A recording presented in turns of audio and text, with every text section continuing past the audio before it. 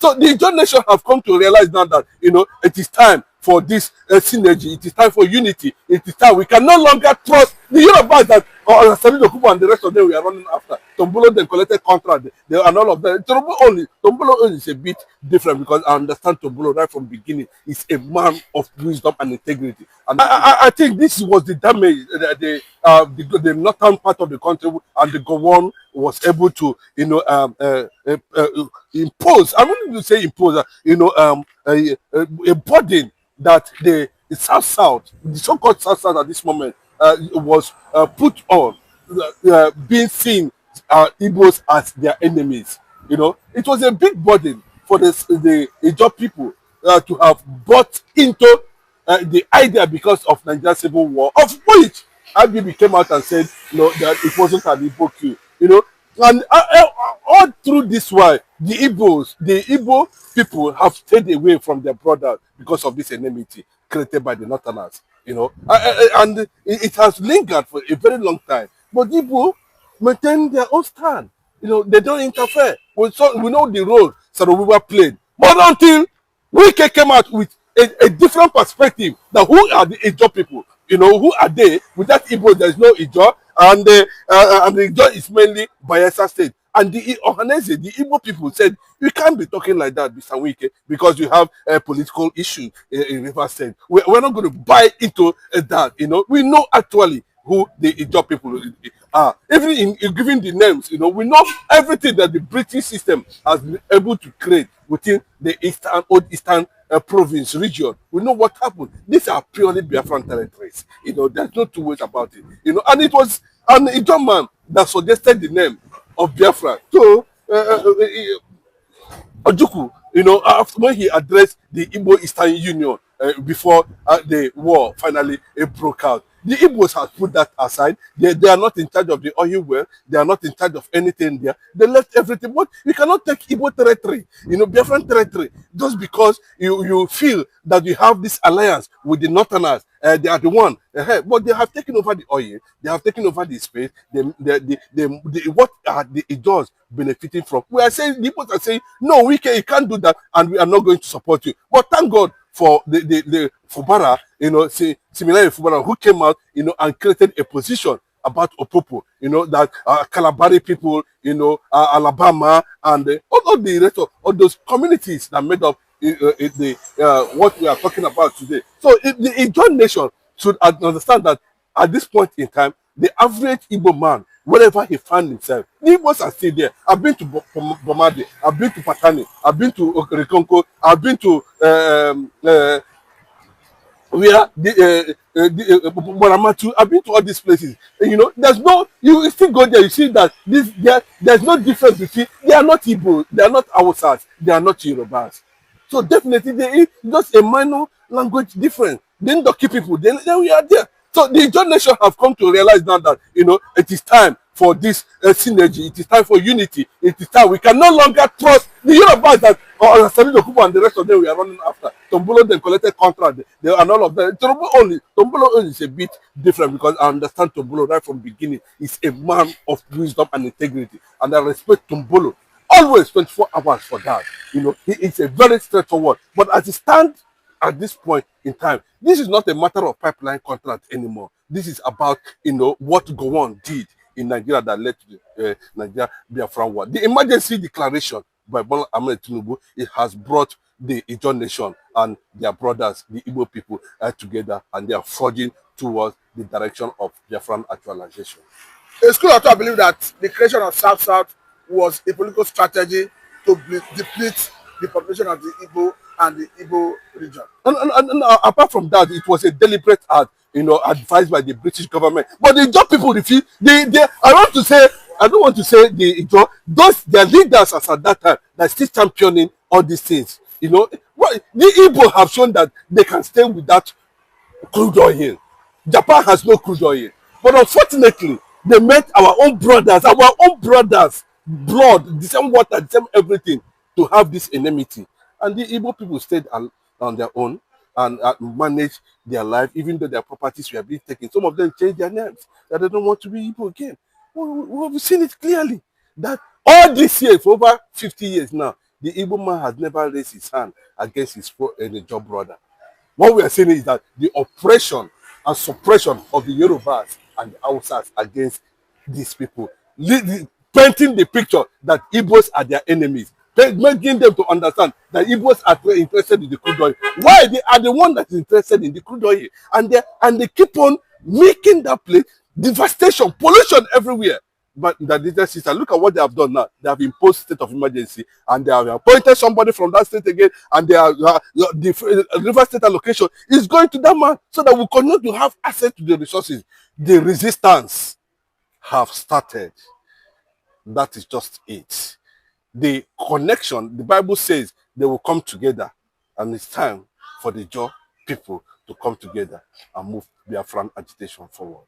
Not to look at this angle, because as people are talking about apprehension in River State, somebody have said it that if this stand, that it may likely have multiplied threats to other parts of the country.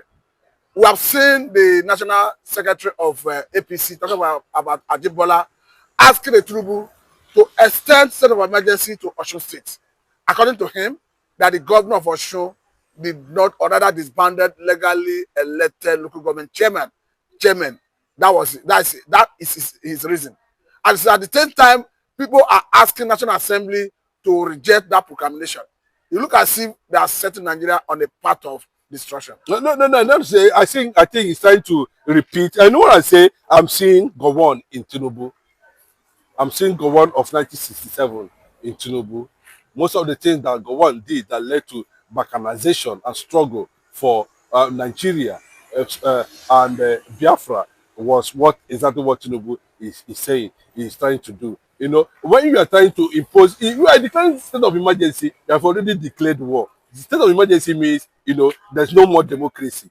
That's what it means. It's not a matter of, you're trying to bring peace. You're not bringing peace. You have come out to say there's no democracy. And what the ministers under Bola Ahmed Tinubu are already pushing is that, a kind of agenda to muscle and squeeze opposition parties to death. That's what they want to achieve, on that. By the time they did that, because see, Tinubu, yes, because looking at it very well, Tinubu is losing 70% of his support base in southeast, south, southwest, north central, northeast, northwest.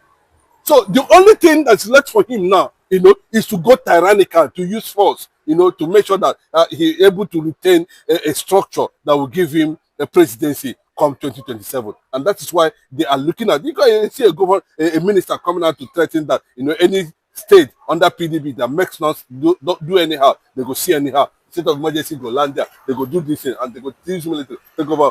Bros, that is what, when you bring people, who do not understand what democratic rule is all about, these are the consequences of it. And of course, it's unfortunate that the Ijaw people are found in this line of crisis currently now, and it has become very clearly that the likes of Tompolo them, no, I don't know what they didn't want to, and the likes of Asari Dokubo them, who powered and supported Tinubu, now will be, I don't know what will be going in the mind of these people at this point in time. I think to an extent, Wike will be mocking them, behind the scene. But they are left with one choice again, to understand what has happened, that Nigeria is playing, just not because of anything. They want to still lay their hand on the crude oil coming from the Biafran land. I know Edwin Clark is no more, unfortunately, so it's difficult to know what his position would have been. But I can tell you. But someone like Asaidu Kobo have made his mind known that going forward, the Ijaw nation is going to form a line with the North against Tinubu. That he said he emptied his account to campaign for Tinubu, and that the Ijaw nation have not got anything in return. But now I'm telling you that Asaidu Kobo, when he made some kind of a statement, what is the justification of that statement? If you look at the if you feast on those statements, forming alliance with the North, you begin to wonder, what has northern part of the country brought to the table. So what it means is that, we are now looking at trying to see if we can have tombolos, whether we can have more of take terms, whether we can have more of, people, not on the category of Asari Dokubo currently now, because we cannot be talking about North that has sat on the resources of the Biafra land for over the years, caused a lot of devastation, pollution everywhere, and still creating crises that are dividing the Biafran land, especially the Ijaw nation. We are the largest gas reserve is in Imo State. So we are not talking about all this. What we are talking about is that, if you are continuing to push for a northern agenda in the south and Biafran land, then that means you are seen threatening to be cancerous to the issue of the well-being. Can a northerner now be campaigning that a southerner on the likes of Asari Dokubo should come to the north and buy all the gold there and be mining all the gold and form an alliance with them because of gold in Zamfara, so that they can make one person governor there? That's why I'm telling you that these people, that's what I'm saying. What is going to happen in any moment from now? A fresh professionals, agitators, a fresh group, that will come from the middle left commanders of the Niger Delta militants are going to emerge, that will excuse these people that has already been, corrupted by the activities of longer throat, from money, from scrums that come from this table of the federal government that gives them, that make them to do it. And begin to see this mid-level commanders, Niger Delta militants, mid-level commanders coming out to project the unification of the John nation and the Biafra nation. There's no synergy. So this is like a blessing in disguise for Biafra. You see, I'm telling you that what Tinubu is trying to do is the same thing Gowon did. He has declared an emergency in a Biafran land. First of all, you can see the uprising in nobody is supporting Wike, nobody is supporting Tinubu in the entire River State. No group has come out to say that what this man is doing is correct. So the use of force is already there. And Wike has come out to say that, there's no Ijaw anywhere. These just are minority of the minority. They are just using the influence and the umbrella and the shadow of the Biafra movement and the Biafra struggle to make them believe they are just everywhere. He said it, that Ijaw alone in River State cannot be able to give up to 5% vote to make somebody governor.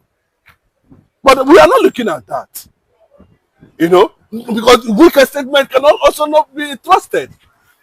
But where are you saying that, at what point will we continue to buy into this discrimination, this fragmentation sold by the enemy of the entire eastern region, by the northerners and some Arab Yorubas in this context? That's what I'm telling you, that it's not about, it's not going to be the Tombolos, the Ateketons, or the Asare as we hear now. I tell some level of mid-level commanders from the Niger Delta is going to march, that is going to proclaim unification of all the 40 territories of Biafra. And remember, let me tell you, they've been saying it over and over and over and over and over again. But unfortunately, it is not on the public glare.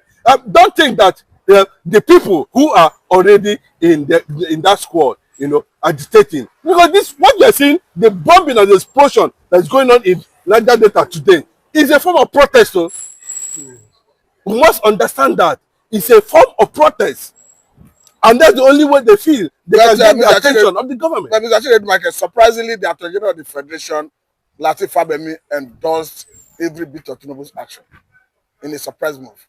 This same man, we understand, who was against the Edo State governor when he wanted to dissolve local government election in Edo State, in spite of the fact that Edo is APC. So at the time, people are judged to be apolitical and someone who is upright. But surprisingly, he's endorsing every bit of Tinubu's action. From the beginning, anything that has to do with Nigeria is fraudulent. You find 24 hours elements of corruption in it. You remember what Bola Ahmed Tinubu said when Jonathan declared a state of emergency in I think in Adamawa or Yobe. He said there's no part of the country, that is a democratic government, under a democratic government whatsoever. No matter what happens, that should be allowed to have serve or be under any military rule whatsoever. That's Bola Ahmed Tinubu a few years ago. And they are coming, they say he's talking as an individual. Today he's president. And you can see what is happening in River State. Are you not seeing it? It's a very clear thing. So what is happening currently now is a matter of time for this administration to find their way if they are not able to disintegrate Nigeria and cause a chaos that will lead to a serious armed struggle. Because if we're talking about Niger data currently in now, Imo State is there, Abia State is there, and they are contributing to. Akwa Ibom is here. There's no how these forces will not attract sympathy. And given the statement that's coming from Tinubu's men, his loyalists there as ministers or whatever they call themselves, it is not encouraging. You understand? These are not enough reason why the government should go to that extent of declaring, a state of emergency. You understand? So it has already gone beyond that. That will make people understand that what they are looking at, is how they are going to sit on the resources of River State, having understood that River State alone contribute over 55% of oil revenue in Nigeria. So that is what they are targeting and looking at. That I think I have to let you. can also be resolved maybe next week or upper week, which I believe if the president showed commitment and all the leadership too has shown commitment, we don't need to wait for a longer period of time. Within the shortest period of time, the matter can be resolved. So I believe the president should be given opportunity to amend, return. Lasting, inclusive peace to River State. Thank you very much, Mr. Speaker, for this opportunity. Thank you. I will yield the floor to Honorable Frederick. Thank you, Mr. Speaker, for granting me this opportunity. Agbedi Yetemne Frederick is my name. I represent Sabama Kerema Federal Constituency. It's Uncle me, I'm from Biafra State. Mr. Speaker, honorable colleagues, I also come under the same order as well as Order 4 of our standing rules. Mr. Speaker, why I'm coming again is simple. You are a man who have given leadership to this house. You have led us well, even in times that there are bills that were very challenging to the nation and to this country. You have shown, and your leadership has made Nigerians to have confidence in this house. Mr. Speaker, the issue we are debating right now in second reading is a constitutional matter, and Constitution has prescribed what and what to do, Mr. Speaker. It is in the integrity and interest of this house, Mr. Speaker, for you to announce the quorum as we are seated, so that Nigerians will know that we are not circumventing the Constitution. So, Mr. Speaker, honorable colleagues, this is not about either supporting or opposing what Mr. President has said, but because of your impeccable leadership, the kind of leadership you have given to us in this house, and the kind of leadership that Nigerians have come to believe in, Mr. Speaker, it is good enough, and I urge you that we comply strictly with the Constitution by first transparently announcing the quorum as it is now for us to go into this debate. I so move, Mr. Speaker. Thank you for the opportunity. Thank you, Honorable Abedi, for your contribution. I want to assure you we will not do anything that will undermine the Constitution of the Federal Republic of Nigeria. Whatever we are going to do today will be in total compliance. So please be rest assured of that. Honorable Wase. Mr. Speaker, respected colleagues, my name is Ahmed Idris, representing Wase, Federal Constituency, Plateau State. Mr. Speaker, respected colleagues, first I want to appreciate you for the leadership you are giving to this House. And I want to thank you because you have traversed even the areas of difficulty. One of the areas that you were able to navigate the House and the country put us together was the issue of tax bill. You did exceedingly well. And today, too, I believe there's nothing to worry. I want to believe those who are raising this constitutional order will have the opportunity when we went into executive session. Some of the things that we discuss are things that I thought is a win-win situation. And I will prefer that the leader of the House, as he stood to have spoken or to have given his own opinion, maybe to roll out some of the areas that will also help. Because as far as I'm concerned, sir, if I'm to speak my mind, I'm one of those that suffered this very, very decisive decision in Plateau State. But Plateau State got better after the state of emergency. In fact, I was taking review with some of my colleagues yesterday what really happened. I was in government, I was part of the government, I benefited, but after that one, we know the impact of it. For the country, it was good. For the country, as far as I'm concerned, because of the economic sabotage that is going to affect every one of us, nobody can take his eyes away from that. I want to believe that Nigeria must move forward. We are not yet at the point of voting. So the point of vote, what has been raised, until we get to the point of voting, that is when possibly that clause could be asked. But for now, we are supposed to consider what is before us, and what is before us is the request by Mr. President to tackle the issue or to approve for him for rivers. Until we get to that one before we now begin to talk about quorum. I want to beg that we should come, discuss in the interest of this country. That's much better. Thank you very much, sir. This is my own simple contribution. Thank you very much. Honorable Philip Abese, is he around? I think you also want to make a contribution as well as an amendment, right? Yes, Mr. Speaker. So please go ahead.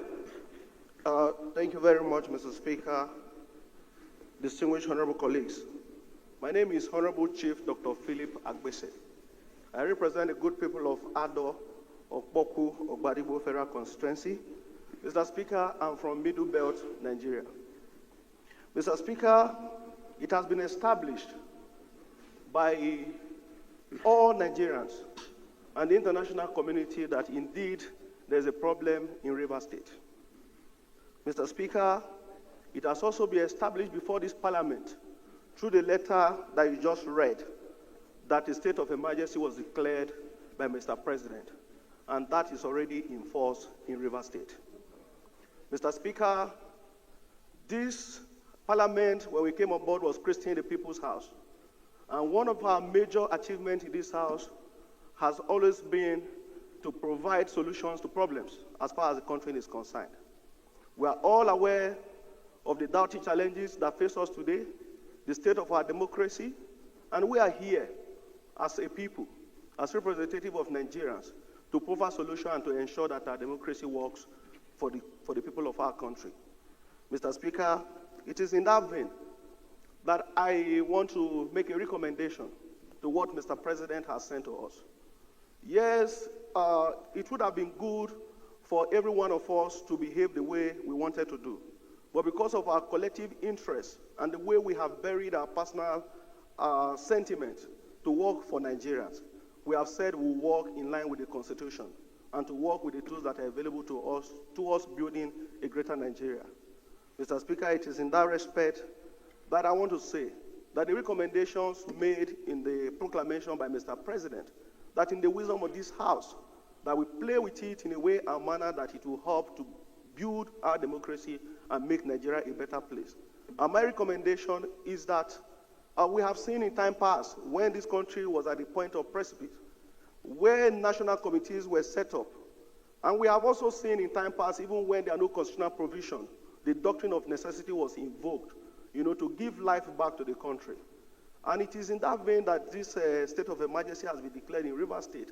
Not because Mr. President hates any of the groups involved, but because Mr. President wants something better, for our country. So, Mr. Speaker, I want to recommend that a national committee be set up to comprise of the executive, members of the parliament, and eminent Nigerians, like we have seen in the past where during the election we had General Salam Abubakar and His Eminence Bishop Hassan Kuka coming together to ensure that there is peace across the country, that we make, as part of the recommendation to support the letter by Mr. President, that a committee of eminent Nigerians be set up to mediate, to ensure that there is peace in Rivers State.